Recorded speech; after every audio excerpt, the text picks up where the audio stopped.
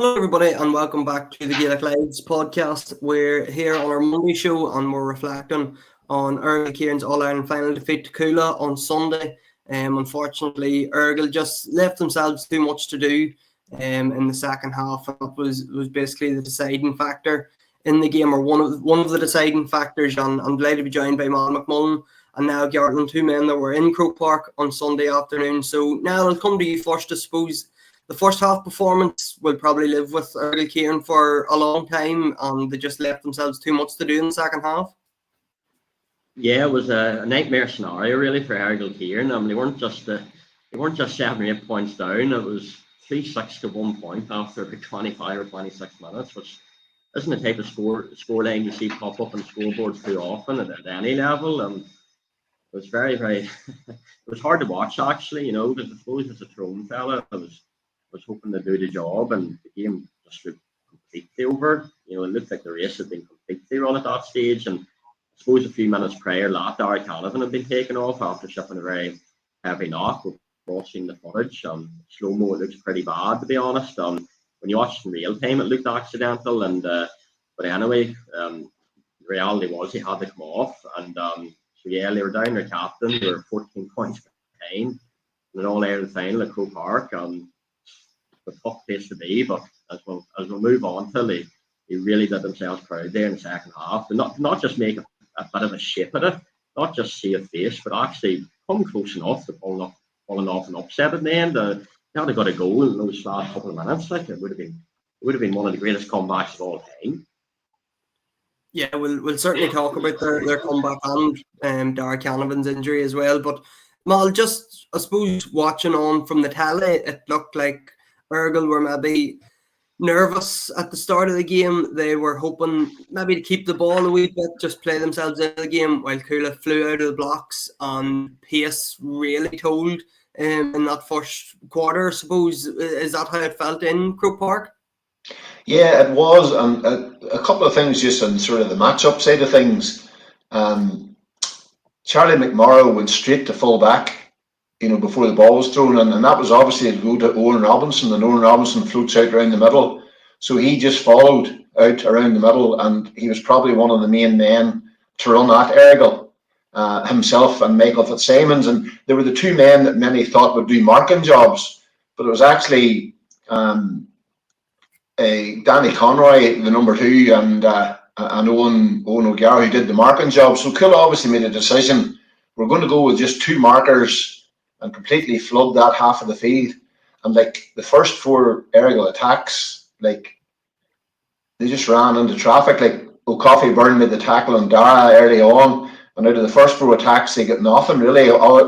Ben McDonald got through for a free, and then at the other side the centre of Errigal's defence was open. So David O'Dowd, Fitzsimons, McMorrow, they were running through the middle, as Niall said off air before we jumped on here. They were getting through, and Errigal couldn't get the attack stopped, and it was very difficult. And then the Conor Callahan one, it took a wee while to find out where he was actually playing, but he seemed to be just like playing at midfield with Cormac Quinn on him, and he was making a lot of his runs from behind sort of midfield, and it left him very hard to mark. But like as Kyle said, like 3-6 to a point, like it was just a really difficult place to come back from. And like by the time Darragh had went off injured, I think he touched the ball 3 times. Rory had touched the ball 3 times, and the only one that was anyway meaningful was the one that O'Coffey Byrne robbed. So Coola just it wasn't that they double marked him, and they just absolutely shut down the way to the Canavans. And then obviously I think the first 8 kickouts in the first half, the only ones that Errigal won were the wee popped ones out to the wing. Like they won, Charlie McMorrow won 2 in a row, one of them led to a goal, and then I think it was maybe the 18th minute before they won a contested kickout, and probably that's the whole thing that left them chasing the game for long spells. But like as Niall said, the second half was just like neither of us were obviously in the Errigal dressing room, Niall, but you can imagine the message. We haven't done ourselves justice. We need a bit of pride back in this jersey. Let's get out here and get at it. And they were actually the first team out on pitch. Maybe it's dictated by Croke Park, but I remember thinking that there was obviously a message to go out, and like Now, the first 3 or 4 minutes of that second half, they completely changed everything. Even the whole atmosphere of the game changed, even though there was still a big margin. But if they had to stop one of the goals, if they had to just even try to steady the ship a wee bit, who knows? We could be having a different conversation today. And that's the regret they're going to have. That as much as that second half was a massive comeback, they had just too much to do. I think, as Niall said, the second half was so impressive in terms of they didn't just get back into the game. They actually were in a position that they could actually win the game. And now, one of the big things was obviously the Darragh Canavan injury, which you alluded to. And the big question was, like, if he was on the field with 10, 15 minutes left, how different this game could have been. But I think it's worth noting, I don't think any of us realised, I'm not sure if you realised in the stadium, that Rory actually got an injury as well, and he was off to hospital too, and with a cause of concussion. So I don't know if we're talking about targeting or stuff here. It happens even at club level, county level. The best players on each team are usually targeted, but the two Canavans, obviously Darragh didn't feature outside of whatever the first 10, 15 minutes, and Rory maybe wasn't at himself in the last couple of minutes either. So it's a big talking point now, the two men getting serious enough injuries.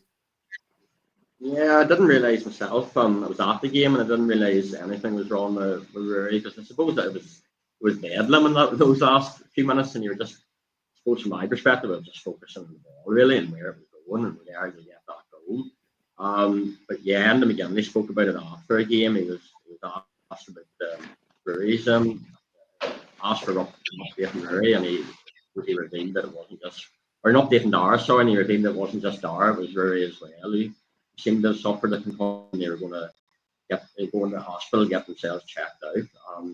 As for targeting, it's hard to comment on that one because I didn't see what happened to Rory Canavan, so I suppose it's an innocent until proven guilty thing where you can't really assess what happened when you didn't see it. In real time, it looked like the Darragh Canavan one was innocent enough. Well, not innocent, but I don't know. It's hard to actually. The slow motion footage looks terrible. I saw Jerome Quinn, I think, tweeted out last night. They either tweeted it or retweeted it, and it looks terrible. The fella's knee just crashed over his head, or Darragh's head. Sorry. I don't know. I mean, I try to give people life the benefit of doubt generally without going accusing them of targeting people. Well, I was the same. I seen it now when the TV showed the replay, and I thought it was an accidental collision for the ball. More in real time, I know you're up in the gods, up in the media spot. You get one view at it, and I'm not sure if it was anything that you didn't think anything was there was any wrongdoing in it. It was a clash for the ball that sort of went wrong, was it? I remember the actual move. Rory kicked the ball into Darragh, and it was one of the first moves that Errigal were able to get a kick pass, like a meaningful kick pass. I think there's 22 minutes on the clock. I can't remember what the score was at the time, but I remember Darragh didn't gather it at the first hand, and I remember thinking that back to the one in Newbridge where he got the wee low pass and flicked it back to Rory, and I remember thinking he hasn't got control of this today. And then he went down, and I thought, I wonder, because for a second or two you're thinking, is he just trying to kill the momentum of the game? And then I realised he wasn't moving at all. His leg wasn't moving. And I have to admit, I didn't see anything until I got home and saw on Twitter and saw the slow-mo, really, about it. But it's like everything else. There's only one person knows if he meant to do it, and that's the player himself. And, you can't really comment on it. Slow-mos will always say that, but it was a big factor in him going off, and because in the stadium we didn't know the extent of it, I remember whenever they got it back to 3 points, and even I remember whenever Tommy Canavan stood over that one that he actually dropped short, and Tommy Canavan was brilliant. Like he scored 6 out of 7 shots out of the game, so he was excellent. I remember thinking, if he gets us back to 2 points, will Darragh come on? That's what I was thinking, and what a lift that would have been. But obviously, it's a different conversation.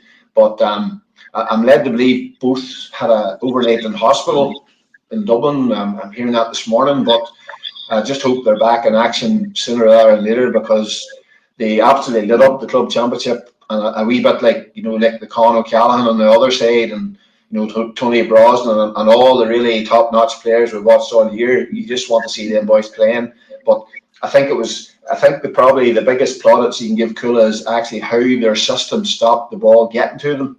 But Dara going off was like losing your captain, losing your focal point, was huge, absolutely huge. And you could just see Peter Harte going out in the second half, more or less saying, well, Dara's injured, we're 13 points down, let's go here. We've absolutely nothing to lose.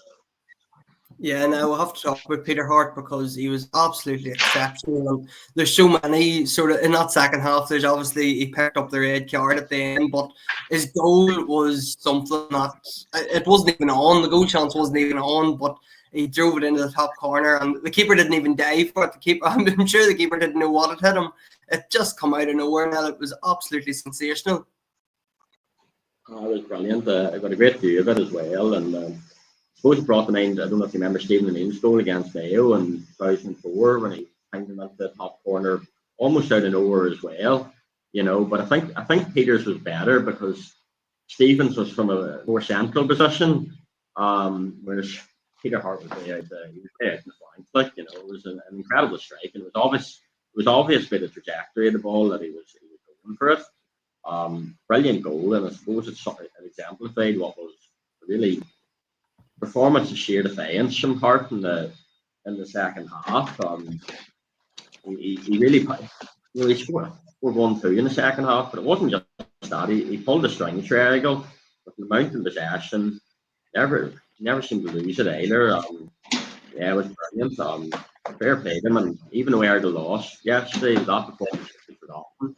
You know, when Peter does decide that the call of the day, be it for Stone and some point in the future Errigal, people will always remember that All-Ireland performance. Incredible, fair play to him. And particularly given he's, as I'm alluding to, at the tail end of his career, you know, and arguably hadn't been really.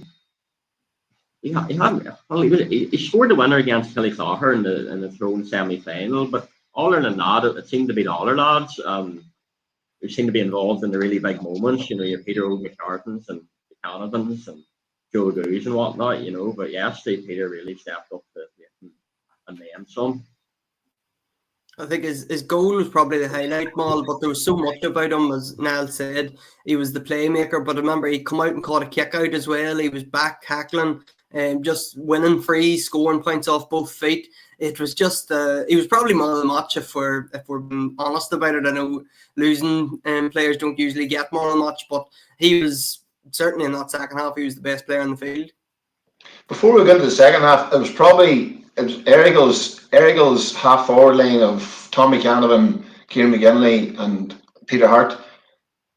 They seemed to be more withdrawn in the first half, and it was the Kula half back line that took over. But in the second half, the Ciaran McGinley, Tommy Canavan and Peter Harte were involved in all the early scores. So they obviously says we're going to make an imprint in this game. Errigal scored 1-7 in the second half. Peter Harte scored 1-2. He had assists for 5 points, and he won 2 contested kickouts above his head, and he won the free that Tommy Cameron dropped short. So that's an unbelievable imprint in a game.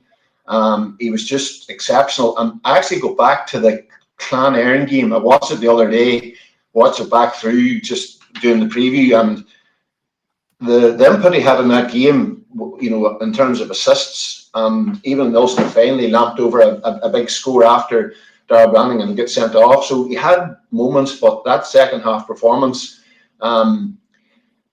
we always talk about people who play well and the amount of people who play well when their team's 5 or 6 points up. But whenever you are in the trenches and everything is going wrong, like 13 points down, Darragh's injured, everything's going wrong, Cooler on top, and you go out and you do that, and he single-handedly pulled them back to nearly 2 points. You know, if Tommy's shot doesn't drop short and there's 2 in it, you know, you just don't know what happens. And that's all about one man, Peter Harte. That's why I couldn't believe it when I saw the red card. I remember thinking, God, somebody's been sent off there. And it seemed to be like maybe out of frustration, the last attack, I think Paddy McGirr, he got blocked or whatever.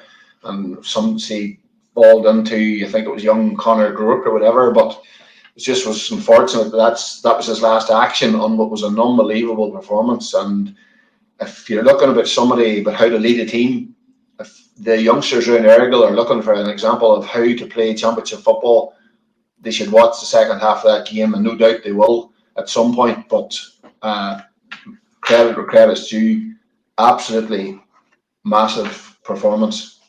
And as I said earlier, if they had broke even a wee bit in the first half, who knows?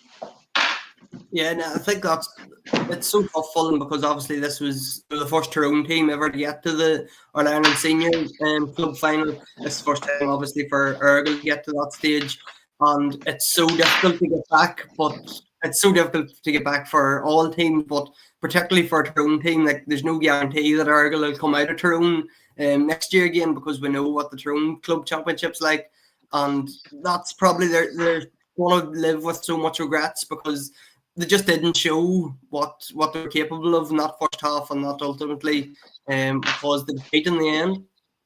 Yeah, I was thinking about that last night, actually, that there's no guarantee at all that Errigal will get back to this stage next year anyway. No Tyrone team has retained the O'Neill Cup in 20 years, so looking at it from that perspective, it's a big ask just to retain their title in Tyrone, let alone getting back to another All-Ireland final. But I suppose what they've shown this year is that Tyrone teams do have the capability to go this far. There's been a lot of chat in the last decade about why Tyrone teams invariably seem to get knocked out in the first round in Ulster, and is the Tyrone Championship really not great if they can't make a dent in the provincial stage? And Errigal have shown both themselves and their rivals in Tyrone that there's no reason why they can't compete at this level. So that's probably a little bit of a boost for everyone in the O'Neill County this year. As you said, Sean, it is a long way back, but hopefully when it does settle this week, they'll reflect on what's been an incredible season. Third ever Ulster title for the club, fully warranted their victory in Tyrone. Brilliant win over Knocknacoach in the All-Ireland semi-final, and they can look back at I suppose they can take a glass half full approach, maybe the All-Ireland semi-final or All-Ireland final, and take what they can from their second half performance. But it was interesting yesterday after game, Andy McGinley said they nearly need a sports psychologist to write a chapter on Errigal's performance yesterday, because it was very up and down, put it that way. So I'm sure they'll look at that too. You know, they won't just gloss over the fact that they didn't perform in the first half. So hopefully they learn from it. Before we wrap up, I know there was MacRory Cup action over the last couple of days as well, and we now know the semi-finals for the MacRory Cup, and I think they're both coming up this weekend. So plenty of excitement around that competition too.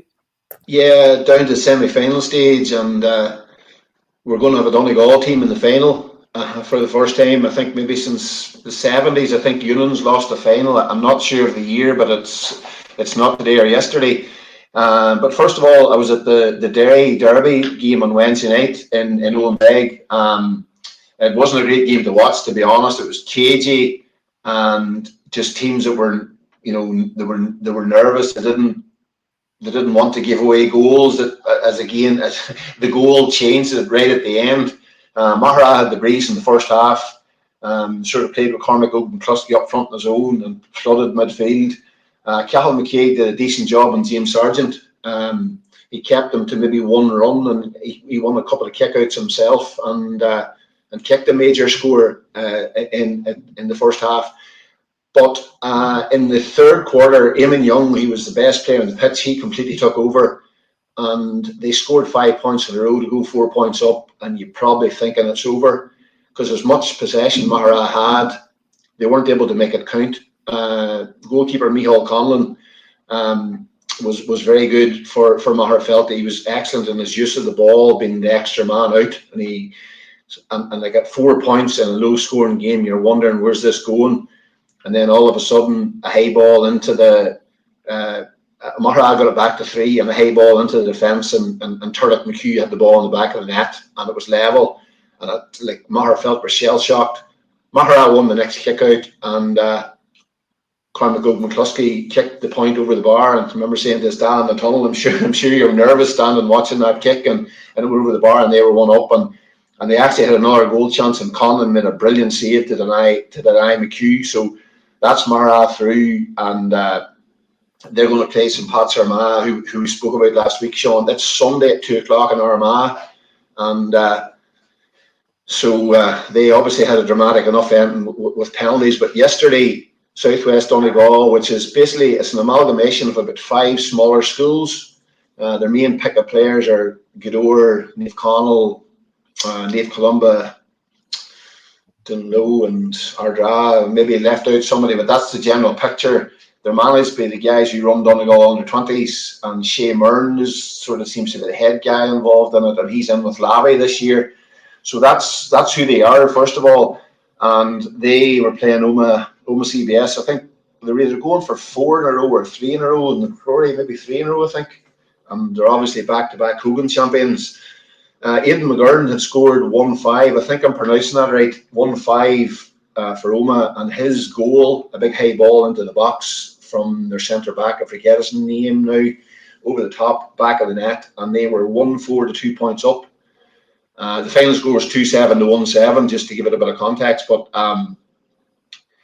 then Dara Hennigan got a goal back for Donegal, and it was just from following it on Twitter last night, it was your average nip and tuck point for point, and you're thinking this is going to extra time.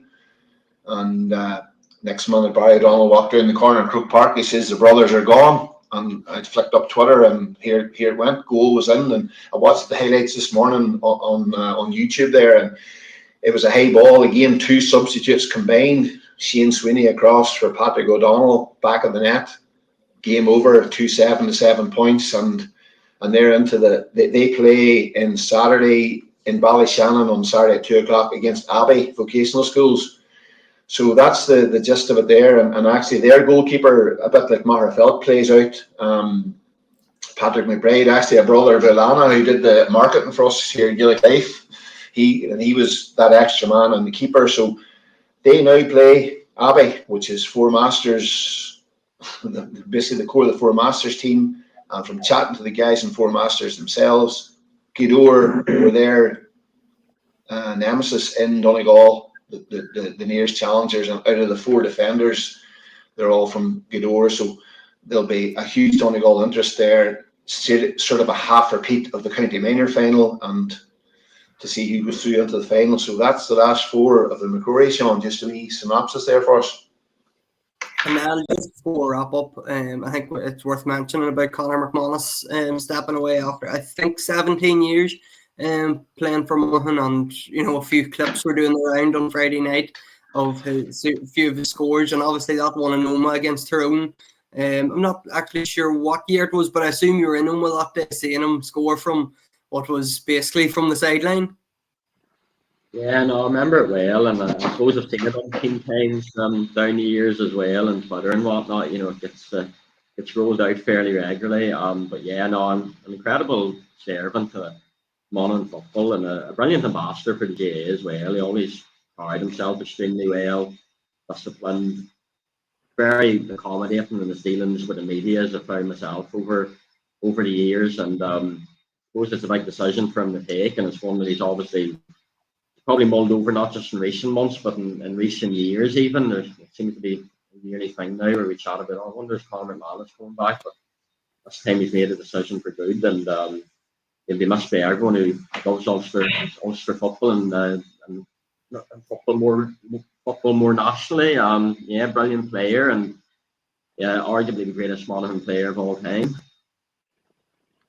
Yeah, Mal, I'm sure you're going to echo them sort of sentiments from Niall about Conor McManus. I just wonder, that point in Noma, how much is that worth in new rules, Mal? Is it just 2 points for that? Surely it's worth more. You might need to give it 3 or 4.